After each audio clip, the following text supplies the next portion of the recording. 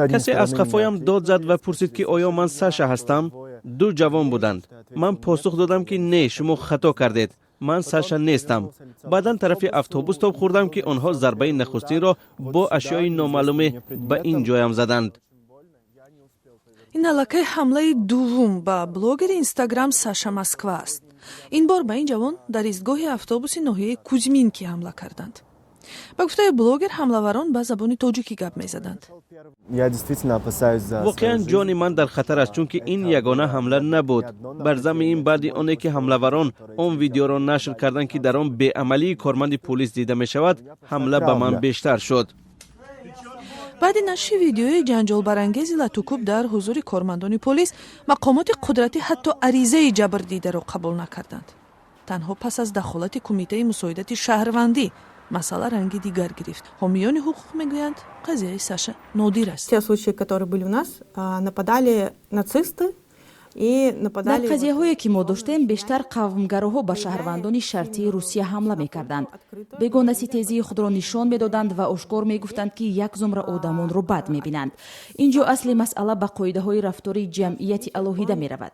یعنی گفته میشود که هر کسی قاعده ها را ویران میکند او را جزا انتظار است. которые говорят о том, что их нарушать нельзя, иначе тебя ждет наказание. شغل ساشا این است که با آهنگ‌های آوازخوان‌های معروف تاجیک تقلید می‌کند. بلوگر را با همجنسگرایی متهم کردند و شرمنده ملت خواندند. Я не хочу повторять, так сказать, их. چیزی که آنها نقض قاعده های اخلاق میگویند من نمیخواهم اینجا آن را تکرار کنم. اتهام گفتن دشوار است، اما آن کارهای را آنها به خود اجازت میدهند البته غیر قابل قبول است. این فهمو است، اما چیزی اساسی نیست. از همه اساس این است که آدمان در این گونه حالتها کاملا بیچاره و بی‌حمایه میمانند. تنها پس از دخالت حقوقشناسانی با تجربه پلیس دست به کار شد. تحقیق حمله اول شروع شده است. در حال حاضر مسئله تفتیش حادثه حمله دوم که در نزدیکی ایستگاه متروی کوزمینک رخ داده بود حل می شود تا اینکه تفتیش این حادثه علاهیده از سوی مقامات حفظ حقوق ناحیه صورت بگیرد. خود بلوگر اتهام بدخواهانش را بی‌پایه و اساس و ناعادلانه می‌داند. این شغل دوست داشته من است. به من صنعت تئاتری خیلی پسند است. تقلیدکاران هم زیادند که بیشتر از من لباس زنانه می‌پوشند، اما حالت آنها خوب است.